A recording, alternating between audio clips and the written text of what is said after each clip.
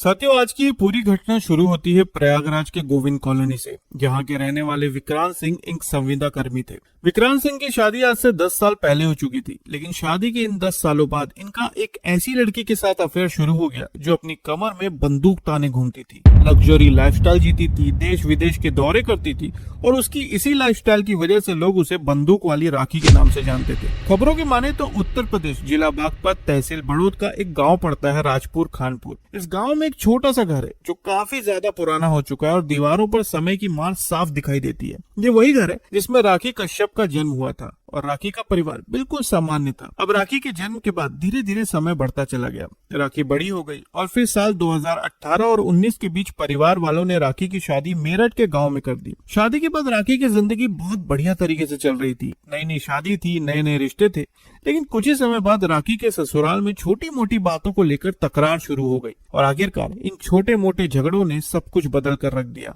एक दिन राखी फैसला लेती है कि अब वो यहाँ पर नहीं रहेगी और उसी दिन वो अपना ससुराल छोड़ देती है और मायके वापस चली आती है।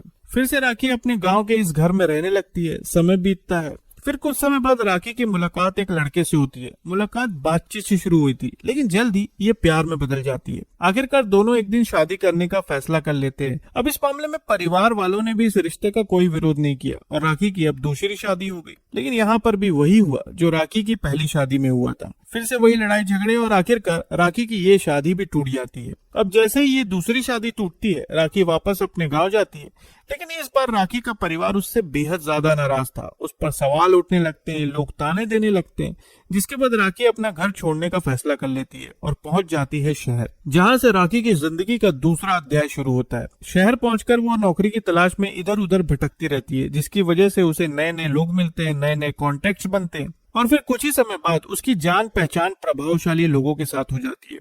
राखी की सबसे पहली मुलाकात एक अधिकारी से होती है और ये मुलाकात भी बातचीत से शुरू हुई थी।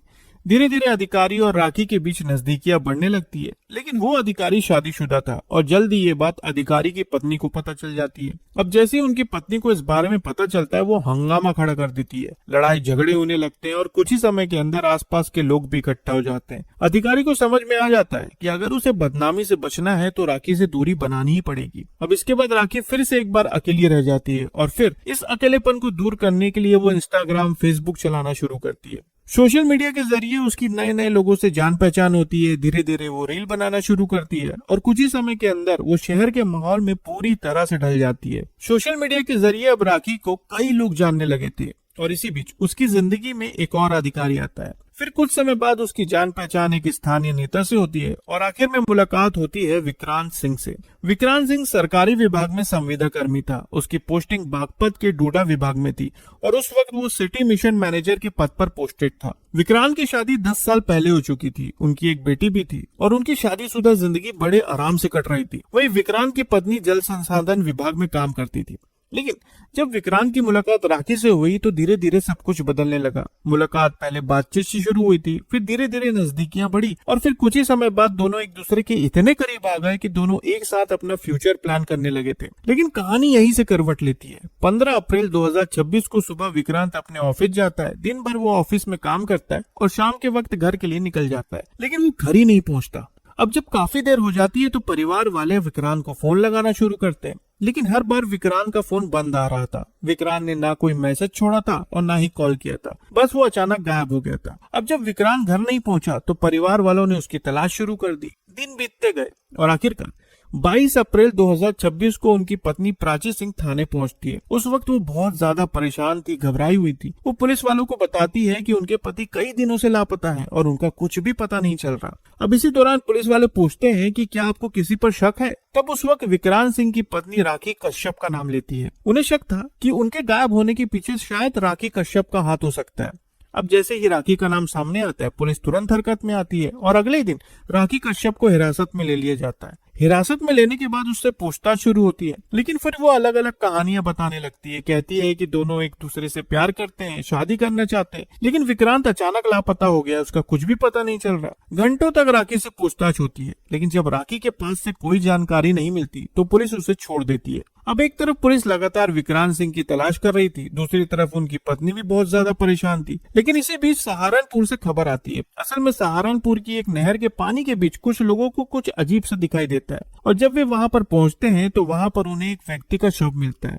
शव बेहद बुरी स्थिति में था और उसकी पहचान करना लगभग नामुमकिन सा लग रहा था। अब जैसे ये खबर विक्रांत की पत्नी प्राची को पता चलती है, वो वहां पहुंचती है और फिर कपड़े और हुलिया देखकर वो पहचान जाती है कि ये शव विक्रांत का ही है। अब जैसे ही शव की पहचान होती है, पुलिस का शक सीधा राखी पर जाता है, जिसके बाद पुलिस राखी को गिरफ्तार करने के लिए पहुंचती है तो पता चलता है कि राखी भी गायब हो चुकी है और अब उसका भी कुछ पता नहीं चल रहा था। पुलिस राखी की तलाश में लग जाती है, लेकिन फिर 27 अप्रैल 2026 को सहारनपुर के एक इलाके में कुछ लोगों को रजवाहा के पास एक बोरी मिलती है जो अच्छी तरह से रस्सी से बंधी हुई थी, और जब उस बोरी को खोला गया तो उसमें एक लड़की का शव था। शव बहुत बुरी स्थिति में था, लेकिन आखिरकार जब उसकी पहचान हुई तब पता चला कि ये शव राखी कश्यप का है। अब पुलिस के लिए ये मामला बहुत ज्यादा चैलेंजिंग बन जाता है, क्योंकि पुलिस जिस लड़की को आरोपी मान रही थी अब उसी का शव बरामद हुआ था, और यहीं से पूरी कहानी पलट जाती है। अब इस मामले में पुलिस के लिए जो सबसे बड़ा सवाल था वो ये था कि आखिर ये खेल किसने खेला है। धीरे धीरे जांच आगे बढ़ती है, राखी के मोबाइल डिटेल्स निकाले जाते हैं, सीडीआर रिपोर्ट सामने आती है, और फिर धीरे धीरे एक नाम सामने आता है, कपिल चौहान। कपिल चौहान के बाद वहाँ के एक स्थानीय नेता का नाम भी सामने आ जाता है।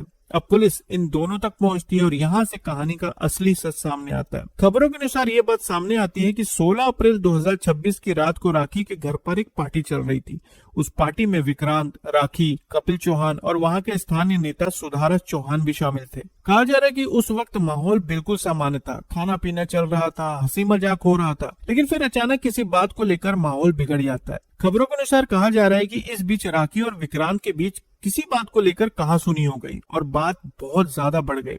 गुस्से में आकर राखी ने अपनी बंदूक निकाल ली और अचानक हमला कर दिया, जिसकी वजह से विक्रांत की जांघ पूरी तरह से जख्मी हो गई। अब जैसे ये घटना हुई, वहाँ मौजूद सभी लोग घबरा गए और ये फैसला लिया गया कि विक्रांत को अस्पताल ले जाकर उसका इलाज करवाते हैं। लेकिन विक्रांत को ले जाते वक्त अचानक इनकी सोच बदल गई। इसके बाद बीच रास्ते में विक्रांत पर हमला करके उसकी सांसों को हमेशा के लिए बंद कर दिया गया। फिर उसके शव को नहर में फेंक दिया गया। लेकिन कहानी यही खत्म नहीं होती। अब जब विक्रांत गायब हो जाता है तब पुलिस वाले राखी तक पहुंचने लगते हैं, जिसकी वजह से सुधारस चौहान और कपिल चौहान दोनों डर जाते हैं। उन्हें लगता है कि ये लोग पकड़े जाएंगे। इसके बाद ये लोग एक प्लान बनाते हैं। बहाने से राखी को एक फार्म हाउस पर बुलाया जाता है। धीरे धीरे वहाँ शराब का दौर चलता है, लेकिन फिर जैसे ही मौका मिलता है अचानक राखी पर हमला कर दिया जाता है और उसकी सांसें भी थम जाती है। इस घटना को अंजाम देने के बाद राखी के शव को बोरी में भरकर राजवाहा में फेंक दिया जाता है। लेकिन फिर पुलिस कड़ियां जोड़ना शुरू करती है और आखिरकार दोनों आरोपियों को गिरफ्तार कर लिया जाता है। देखा जाए तो उत्तर प्रदेश के इस मामले ने हर किसी को चौंका कर रख दिया है। आप इस पूरे मामले पर क्या कहना चाहेंगे, कमेंट में जरूर बताएं, और नई खबरों के लिए चैनल को सब्सक्राइब करना ना भूलें। तो फिर मिलते हैं साथियों बिल्कुल एक नई खबर के साथ। तब तक के लिए आपका बहुत बहुत धन्यवाद।